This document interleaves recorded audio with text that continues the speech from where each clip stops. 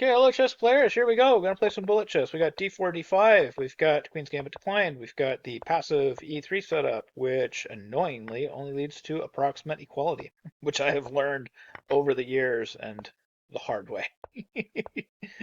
It doesn't seem fair because white is being legitimately extremely passive in these positions, but there's just nothing you can do to take advantage of it. It's just equal.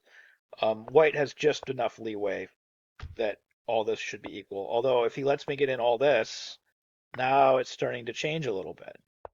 You got to be really patient with this stuff. It's amazing for how long these positions are equal. Ooh, okay. So now we play check, and now we pick up that, and we pick up that. So now, like, black finally is winning. So now he has to decide if he wants to give me the whole rook, because his knight doesn't have a great square to move to. Okay, so now we can take this way because we don't want to allow that knight coming into f6, obviously. And we will save our bishop and give him this one, and then his knight's hanging again. And he's got to find a home for it, or he's got to hold it.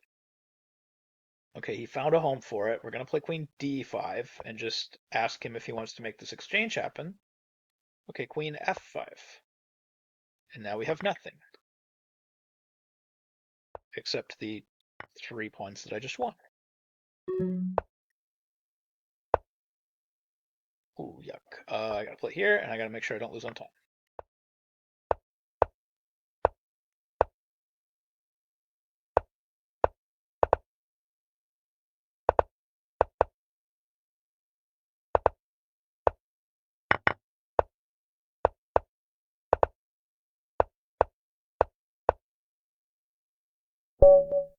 Yeah, okay, so just kind of a blitz win there at the end, but definitely from a position of superiority. The opening was equal, and then the middle game went really well for me. So let's try another game. So e4, c5, we got a Sicilian. We got a one of these. So this is just supposed to be nothing special, just slight edge white. I am gonna try to hold this pawn, at least for a little while. Okay, we'll take here. Just hang on to it. We'll play h3. I'm gonna play c3 and I'm gonna just blatantly hold on to this pawn now, because that's just the direction that he decided to take it. And we'll play knight d2.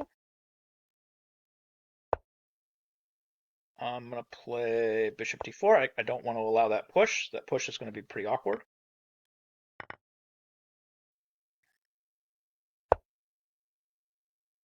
Hmm. Okay, that's not a move I fully understand. We'll play rook e5. Okay, I'm understanding it a little bit more, but I'm willing to give you this exchange. Yeah, and then this breaks my pin, but then it sets up this shot, and then I've got some really nice compensation here. So a3, and then we're going to take this way, and that keeps it all together. I don't know, like, he's left with this ridiculous piece.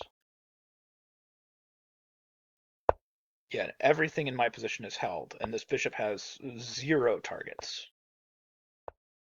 and no prospect of a target. And meanwhile, all my pieces look very, very nice. I'm getting in on all these dark squares. Okay, so knight back. Maybe if we're yeah, maybe we go here. Bishop d6 is a possibility now. Yeah, just reorganize everything. I don't even know how he moves in this position. It's so hilarious. Yeah, where do you even move? Yeah, I was just going to go back and forth one more time and then finally take. Because I don't know where he moves. Like, I don't know how he moves. Yeah, this is really good for white. So I had rook e6, of course. I was just going to play like rook f6 and then yeah, king g7 and then rook back to g6. And then I was thinking he was going to play like king back to f8, but I guess he has king here. And then I finally do have to take, and then I guess I just cash out. Yeah, if he takes, I have takes, and then I have this kind of monster pawn here. But okay, the computer just says this is easiest. Yeah, and this piece is hilarious. Like all my pawns, he doesn't have a target. It's just one of those weird situations where you have a bishop, but unless it can coordinate with one of the rooks to attack my king, then your bishop is basically pointless in the position. It just doesn't do anything. So kind of an interesting situation, which is why I was so eager to sacrifice the exchange when I did. And let's just go back and look at that. I don't know if sacrificing the exchange was correct, but it couldn't have been Oh, the only reason it's not correct is because he has queen f3. Is bishop f3 getting rid of his light square bishop? I think once he took this way, and I took back with the knight, it's clearly advantage white because he gets left with his light squared bishop, and that was kind of the whole plan. But okay, so what should I have done instead of the exchange sack? I guess rook f5. Just take the pawn. Yeah, just take the stuff, and it's much better for white. Okay.